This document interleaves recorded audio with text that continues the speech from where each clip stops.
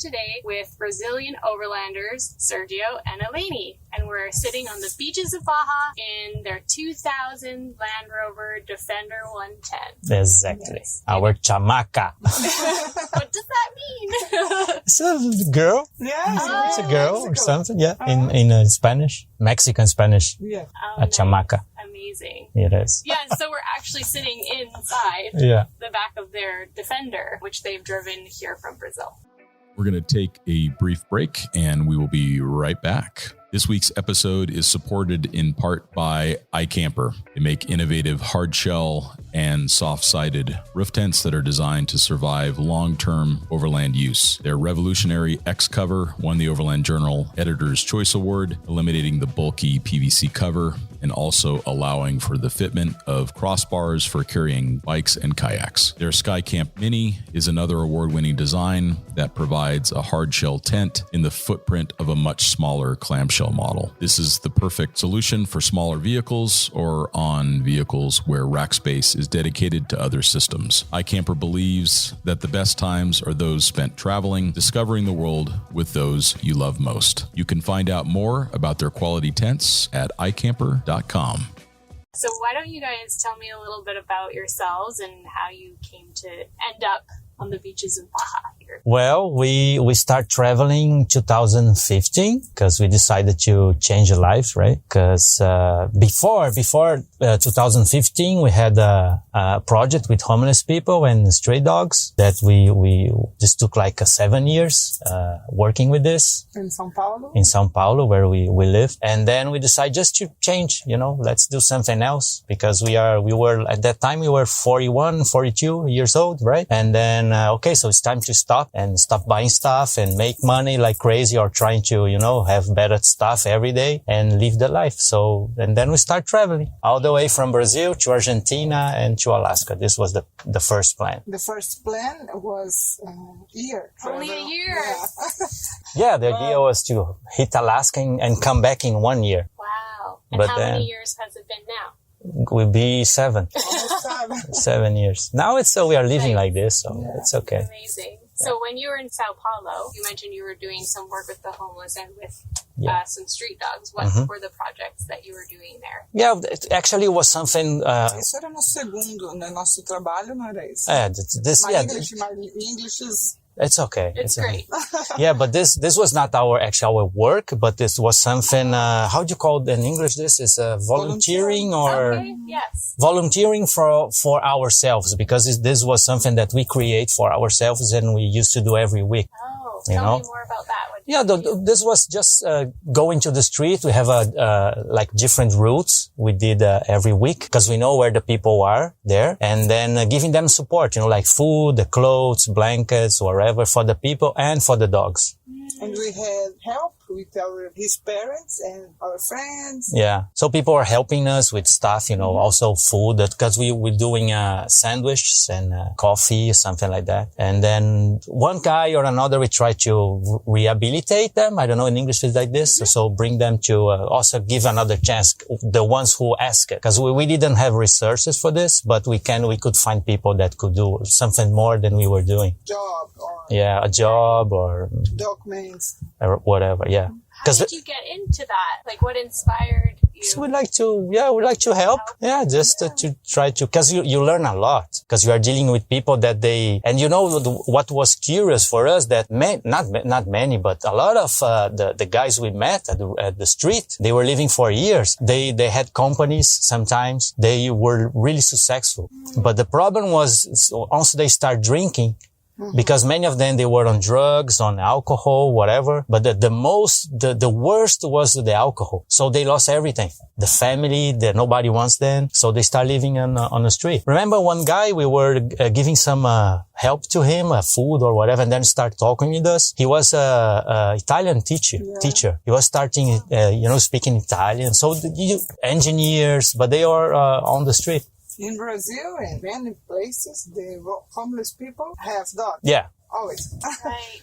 It's different than the North America. Yeah. Right. And we start bring food for the dogs because we bring sandwich and the people normally take half and for the dog and half. And one day his father say, "Oh, we need food for dogs too, because the people don't eat too much for." They are sharing with the dogs, so we start bringing and food we together. Start buy food for dogs, and because this we start the project with the dogs, because traveling is complicated. People and the dogs is. Yes. Dogs in South America and Central America, here in Mexico, have street dogs. So first, the idea was to travel to just change life. Yes. But many people, also in Brazil, they think, oh, we sold everything to save the dogs around the world. This is lie. It's a big lie.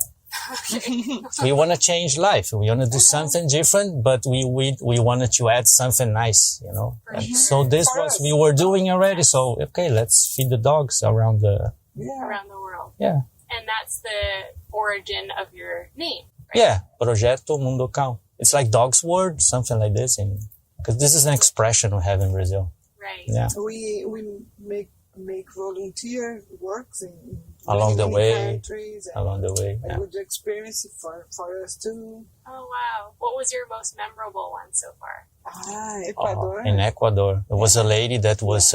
She also gave up everything. She was a chef from a really known hotel in Ecuador. It's a cadena, like the big ones. And she was living, to make a long story short, she was living right at the beach. There was like a lodge, really fancy one, but the water destroyed everything, mostly everything. So she was, the hotel was not working anymore, but she was the only one that, was living there because of the dogs and, horses, goose, cats, whatever. So she rescued everything and tried to, make like a sanctuary for these animals there, and was right on the beach. So every morning we were like walking around with 50, 60 dogs. Oh, wow. Yeah. And then giving bath, you said in English? Yes. To the horses at the beach, and doing like therapy with salted water because it's good for the skin for some dogs. It was really nice. Cooking good. Yeah. Yes, very good. But it was nice because she gave up everything for this, and she's still doing this. There are many other stories, but this one was one that could teach us a lot. Let's talk about the Defender. Yes, It's like the elephant in the room, right? our baby, We're in Chamaquita. it. Yeah. It has a really, really interesting origin story as well. Mm-hmm. So you decided to change your life Mm-hmm. and go traveling. Mm-hmm. You needed a vehicle, Exactly. obviously. Mm-hmm. So why a Defender? Actually, I always wanted to have a 4x4. We didn't have resources before, but the whole thing started with, we were buying a new apartment at that time. You have a lot refurbished with all the furniture that people show up with like a showcase. It's like this you call? Yes. Apartment, so people can go there with all the furniture and everything. And one of the rooms had a book from a couple from Brazil. We didn't know at that time. They did a round the world tour, a trip with the Defender 110. And I just saw the cover. When I saw the cover, this changed everything. So now I want to write this, exactly this. So this was only one picture that changed the whole thing. E a gente não sabia que One picture. And we even know what they were doing. And then after this day that I saw this picture, we used to come back to see the apartment, measures and take measures, everything. And I was always at that room looking at the book, pictures and everything. And after years we met them, we went to some talks with them, and it was so really nice. We are still friends now. Wow. They have like a magazine now in Brazil. We were writing for them there also. But the thing is, you don't realize it was just one picture. So maybe what we all are doing, for many people around, they just can, I think this happened with many people. They just look at one picture and maybe this can change their life or something. You never know, right? For us, it was like this. So because of this picture, I decided for the Defender. And also, it's a square, it's like a box, you have more space. Travel, no? Yeah, and everything. And you have more space inside to fit everything. And they were available in Brazil. They were expensive for us, but we worked it and we managed to buy this one. So there are quite a few Defenders in Brazil? No, there are a lot. No. Oh, there are a lot. Yeah, because they used to be assembled in Brazil also. There was a factory there. So you can find many defenders. We have a group on Facebook. There are more than 5,000 people. Now they Only stop, in Brazil. No? Yeah, they stopped production. Yeah. People know that. Interesting. Uh-huh. So was it difficult, I guess, to find one that worked for you, or was it pretty easy? It was easy, but it's tricky because also there are many of them. You need to know what you look for because they could be damaged and because they are all aluminum. So you look outside, so it looks pretty good because there's no rust or whatever. But the engine, suspension, this can kill your pocket. So it's complicated. How did you know to look for that? Did you have Internet, basically everything. Yes, everything you can imagine. Everything you can imagine about the Defender, good parts, bad parts, everything. You just Google and everything is there. And the community around the world, they are huge. Yes. I've never seen a community like the Defender community. Yes. For us, it's common. If you are driving and you cross a Defender, it doesn't matter. We stop. And it's funny because it's automatic. Yeah. Both stop and then we hug each other like friends because we face same problems. If it don't happen this guy. If the guy doesn't wave, there's something wrong there. Yeah, secretly driving a Yeah, he doesn't know what he's doing. Yeah, but this is something others saying it's very nice about the Defenders, the Land Rovers. So you bought the Defender. Mm-hmm. What happened after that? You built it out? We fitted like very simple. We did like a platform on the back, so we removed the back seats and we did a platform with the draw right on the back. And a mattress, only this. So we drove to Patagonia. We did like all Patagonia, everything. We had normal life, work. Yeah, we were working. Vacation. Yeah, Gotcha. it was 30 days. Vacation and the overland life. We traveled. We did some things before, but not like this. And then we came back and then we decided, okay, we go to Alaska. We want to do this, Pan American, whatever. And then we worked a year to finish, like change the whole setup inside. So we keep it with the platform. On the left side, I built up like a cabinet for clothes, kitchen, and everything else. Table on the back door and a rooftop tent. And the kitchen? And yes, and the awning on the side only. So this was the setup that we used for Alaska. And then we change again and again and again. That's how it goes, isn't it? You're always making adjustments. And when we met in Ecuador, was this setup exactly? It was the setup from before, not how it is now. Yes, was a rooftop tent. Setup. Exactly. The original roof and like mostly people travel. We traveled 2 years and a half with this setup. When we decided living here, we need to change because tent was good for travel, but for living 7 years, it's open, close. It's and good, people who travel, like you guys, like, okay, we took a really nice shower. Now we need to close the tent to get out. Right? And it's a mess and the tent is dirty and then you are always dirt and okay, so it was good up to now that let's change. And more space. We need stay inside the house, no? For the weather and everything. Yeah. Exactly. For living, complicated. It is complicated. Cook outside. All the time. So we wanted to have something different too. Be inside when the weather is good or not, or even if you want to just stay inside. Yes. And so how did you go about doing that? Because you did the alu cab conversion. Exactly.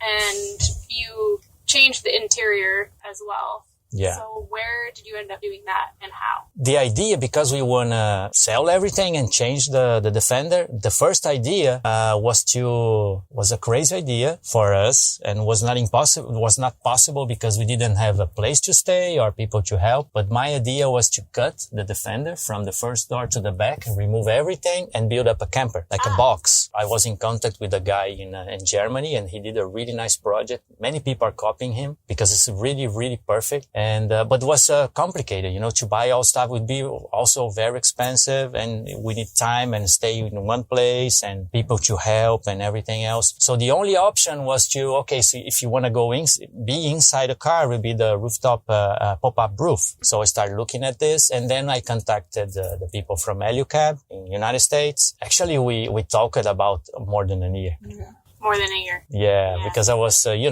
need to make money. It's not cheap. Anything for overlanding is not cheap. So, or you buy yourself or you buy like done already, right? So, and then we managed to go to visit Overland Expo in Flagstaff, 2017. Yes. So the owner of Alucab was there. So we managed to talk about everything, and they had this roof in Seattle.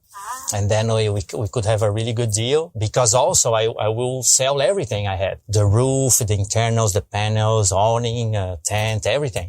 So I could make some money also and pay for the rest, right? And then, this is how we did. So after Flagstaff, we closed the deal, and then, we were driving up, through, Nevada and everything, California, up Oregon to Washington. And on the way, I was, advertised on internet. So we sold everything. And the original roof, we had a big luck, no? Yeah, cause where I can find someone to buy the roof with everything. Right. And I end up in a forum about the fenders in United States. And I put the advertisement. Is this how you say Yes. it? Okay. On there. And only one guy answered me. And he said, okay, I want this roof. And I said, okay, the problem is I can't ship this anywhere because it's big and heavy, whatever. And it will be available in Washington, in Seattle. Okay. I'm from Seattle. I said, okay. Another thing, this will be available in 2 weeks. Oh, no problem. I'm traveling and I'll be home in 2 weeks. So It was meant to be. it's meant to be. So it was perfect. It was like a clock for us. Yeah. So you used what you had to be able to upgrade, I guess. Like you. Exactly. Mostly everything we have here, not everything, but big part, we are all recycling. Cause yes, I removed the drawing. I did this corridor so we can walk around inside. So the same wood I remove here, I did the other boxes, and then I changed the boxes, the wood I used to other stuff. So we are always using and reusing stuff. Repurposing what you have. Yeah. That's smart. Like And it's good for the sink we found on the street Yeah. in Mexico. Brand new. Yeah. Cabinets, Marco, Overland Expo, The- Overland, Marco it's a friend of us, Overland X. He helped us to build this. I did the project and I bought the material, with him, and then we made this together. It looks great. Yeah.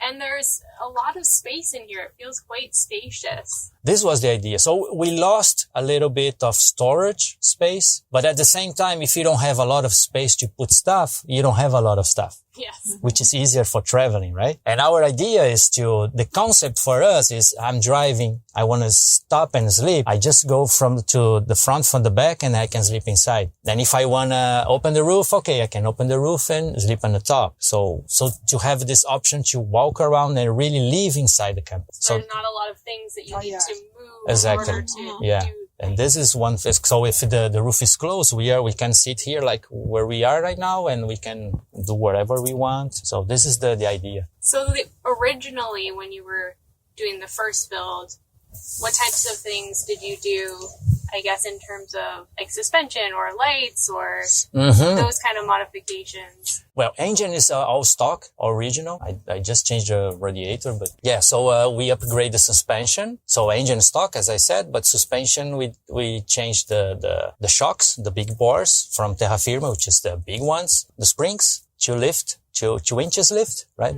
What else? I think only this. Tires? Yeah, 2 inches higher. Only that. So, just that. And, nothing else, I guess. Yeah, it's good for us is Sergio learn work in the car. Yeah. Work in the car because when we start the travel, we don't know about the car and this mechanics. About mechanics. And I had to learn. We need to learn something, no? If someone is We never know. the ones who are listening us right now, they know what I'm saying. Yes. If they have Land Rovers, yeah. Yeah, no. They don't break like people say. They break because Land Rovers, they are really tough. You can do everything, and they don't care about the car. So it's gonna break. It's a machine, right? But if you really take care, Yeah, e manutenção. and the maintenance, preventive Yes. and maintenance. This is the key. Preventative So we always do this.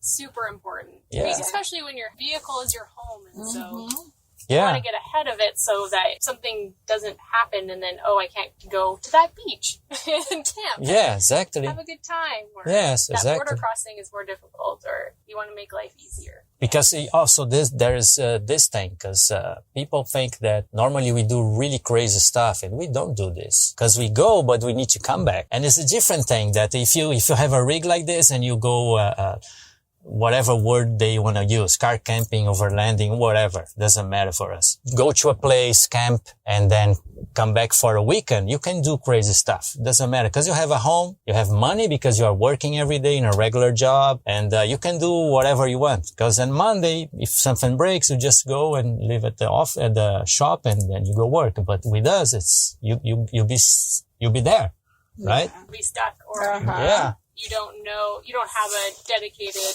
mechanic. Exactly. In each So it's area. like we don't look for trouble. But if we need to go to a place where we have to pass through really bad, areas, we do. But it's not something that, okay, I go to that mountain because I know there's a lot of rocks, it's steep and whatever. No. Have you had any mechanical issues along the way? Because you've been on the road for a long time. And We have a few, but like a bad was, problema mecânico. No, but I mean, the worst. we work a lot in the car. And the worst was the pump, the injection pump. Yeah, we had like in almost 7 years, we had like we got really stuck at the place because we broke down. Was 3 times only. The others because I need to stop because I know something is going bad, so I need to replace it. But I mean, like okay, we are dead here because something break, but 3 times. And the worst was I told you, was in driving the Dempster Highway to the Arctic Ocean. Yeah. So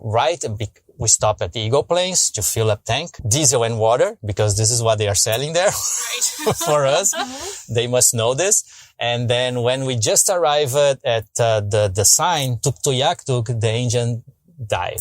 And then, I managed to work in a pump or do something, the primary one, and we could drive down again. This was in the fall. Is that right? Yes, it was in the fall, yes. So ending, what was the weather like then? Was it like ending September, so was, for us, we are Brazilians, so it was really cold. Beautiful, but cold. But we balanced because of the aurora, right? Aurora Borealis, the northern lights was so beautiful. So anyhow, we could manage to drive to Canmore, close to the border, but there it was enough. So we, close to Banff, right? To Lake Louise. Lake Louise. Close to Lake Louise, we Lake Louise. we stayed like 2 days there trying to fix. I changed the pump, but it was the injection pump. I couldn't do nothing. So we hired a tow, and then we went to a place in Canmore. They tried to help us. It would be crazy expensive to fix it. They were saying something around $5,000, like labor and the parts. And then I said, okay, so you just fix something, fine tune so I can drive. And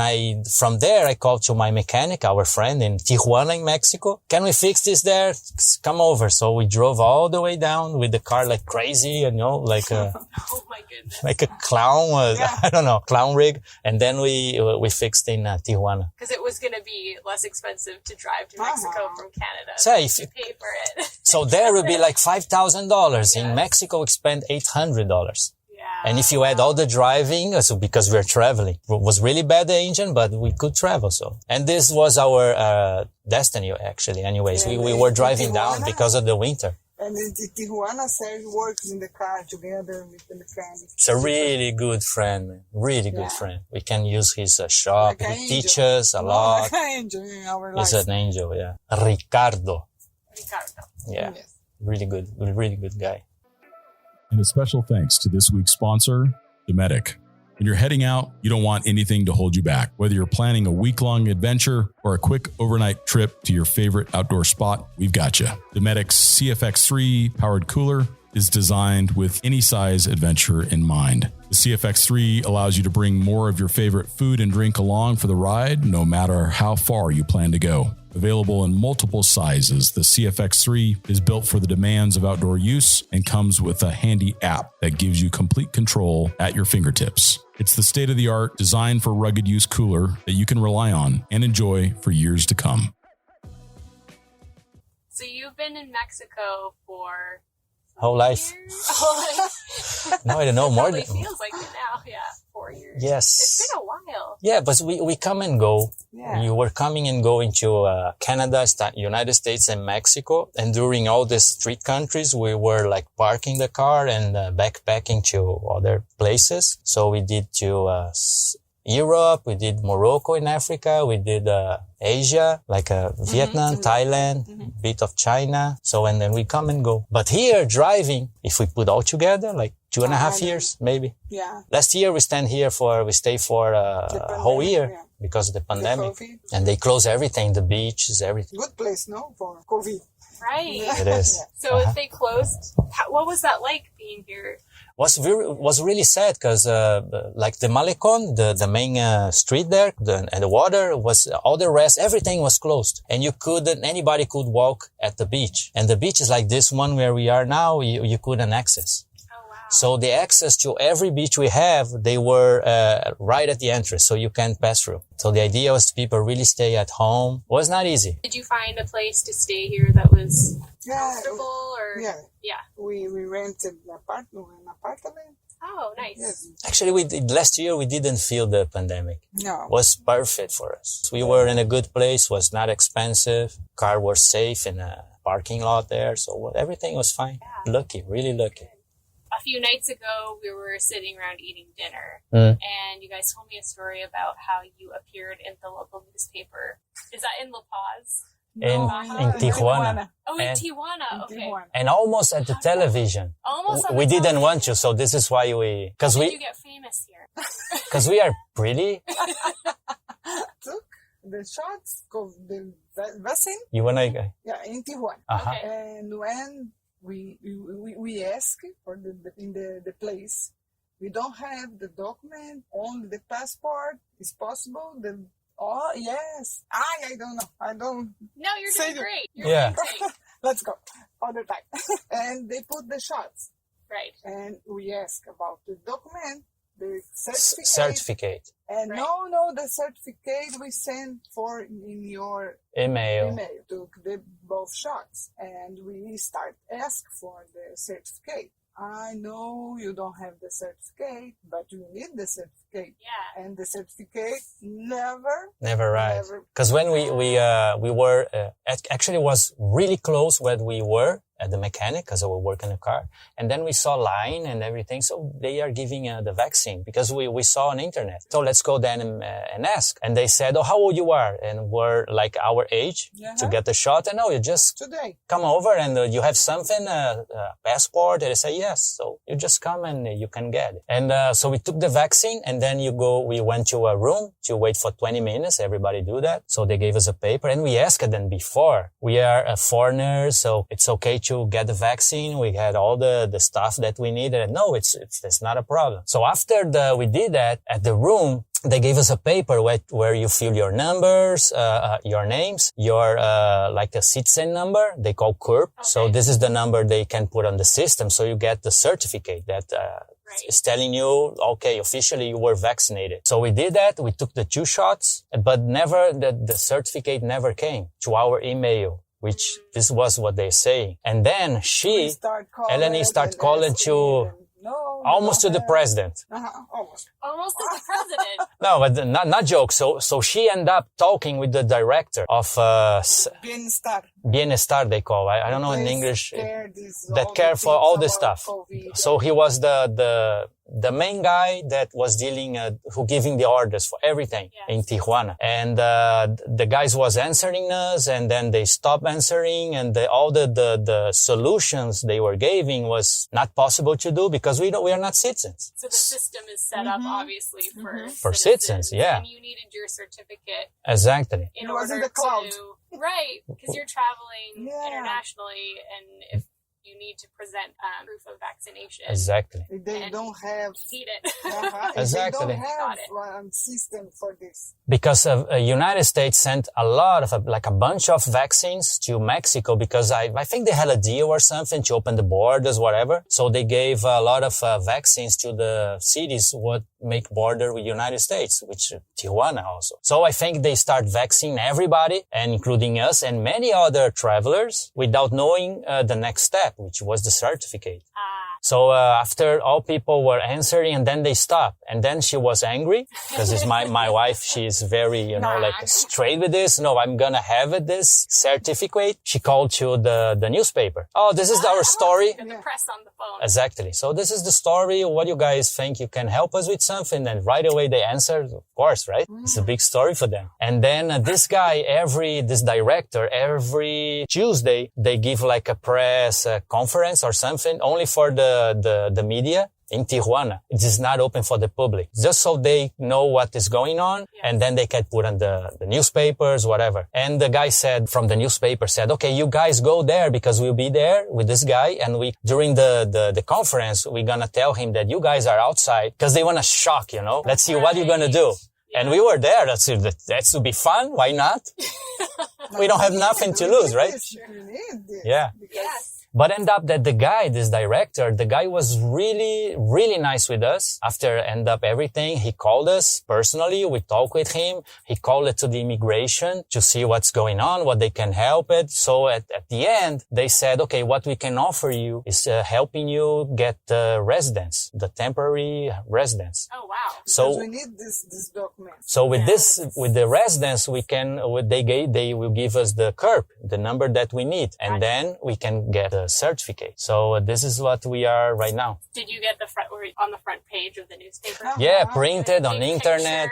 At the same day we went to some Oxxos just for fun. This is like a 7-Eleven, right? Here in Mexico. And they sell the newspapers and we were the front page of every it was fun. And then Televisa, remember? Yeah, Televisa, the main call for us to, okay, we want to make an interview, but just to make noise, but there was not necessary. And when we was in the front of the place waiting for the guys to call us, and the reporters, report, yeah, call with the microphones and hello, how are with the camera, like interviewing. It was a lot of noise, but it's okay. It was fun.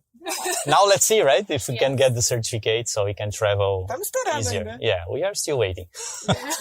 Wait, maybe in February? Okay. So before you were famous overlanders in Giordano, what did you guys do for work in Brazil? And how has that changed now? I had a school bus. You had a school bus? I drove a school bus 13 years. 13 years. Yeah, but it was her own business. She won the bus, and because I heard it's different in the United States, right? People told us. We started together, but Sergio... I couldn't. She had like 90 kids every day. It's crazy. And driving São Paulo, no, man. Sergio, no. Wow. Sergio drove for 3 years, and then not for me. This is not for me. I got back to my job. It's a high stress situation. No, for me, it's good. It's fine. For Sergio, it was for me. Because it's too much responsibility. When we started picking up kids and delivery to 7 schools in the period of 1 hour. So we had to get all the kids and deliver and pick up the other ones in 7 different schools. So it was too much. After years, I put more. Like less schools. Yeah, less schools, more kids, but easy. On the way. So it was way easier. In Sergio, like your job. Yeah. And I used to work with paper industry. I used to sell parts and equipment for paper industry in South America. Oh, wow. Yeah. So I travel from, my responsibility was from Venezuela to Argentina, all South America. So I used to travel every week. Look, our Sergio traveled a lot. And for me, I drove a lot. When we mix, no? Now we mix. Travel and drove. Yeah. Best of both worlds. So there's a question that I ask every single guest on the Overland Journal podcast, and that is, if you could travel anywhere in the world right now, where would you go? Turkey. That was a very quick answer. Turkey. Why? Because this is on our plans. Yeah. It's the next. To eat. Baklava. Everything. Yes. So this is your plan? Yeah. This is the plan, yeah. Tell me more. In February. Last year. February. I complete.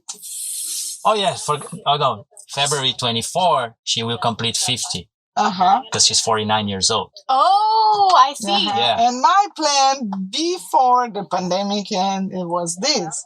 My birthday in Turkey. Oh. But I don't know now.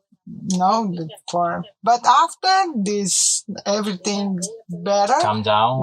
Our plan is this. This is the idea. And ship this the Defender to Europe and we stay. want to ship the car when everything is better because for us Brazilians we have only 3 months in Europe. Oh, right. Yeah. And we need enjoy this time. Yes. If we ship the car now, we don't enjoy the borders are closed. The plan is this: when everything is good, we don't have plans for back to Brazil, and we need to stay here. We love here. Barra is nice. Barra is a good place for us. It's cheap, it's safe, it's good, it's beautiful, and for enjoy Europe and Africa. Because one time we shipped the car. We don't come back. Yeah, true. So we're gonna do Europe, maybe 7 years more. Africa, Asia, ending in Russia, and then come back. But this will take. And you have other 10 plans years or the same? Do this with you. Awesome. Thank you guys so much. So, where can people find you online? We have a website, but it's not up to date. But there are many stuff there. But mainly, I think, on Instagram. Okay. Yeah. We are lazy people. Projecto Mundo. I don't know. How do you spell that? Oh man, it's Projeto Mundo. Mundo Mundo Cão. CAO. Exactly. Perfect. I'm sure that will definitely show up in the show notes as please. well. Yeah. Thank you guys so much for coming on the Overland Journal Thank you podcast for having with us. me. Yeah. I wish you all the best in your future travels and hope you get that certification so you can continue on and enjoy yourself in Baja. And I hope that we can catch up with you guys soon again. Yeah, and hope we travel more together for more time, right? Yes. Yeah. Lady. Okay. Thank you so much. Thank you so much. Thank you. Thank you for coming. For coming, yes. Us. Thank you for coming. And this was a gift for us. It was a gift for me too. Thank you, everybody, for listening to this episode of the Overland Journal podcast. We'll catch you next time. Bye. Thank you guys so much.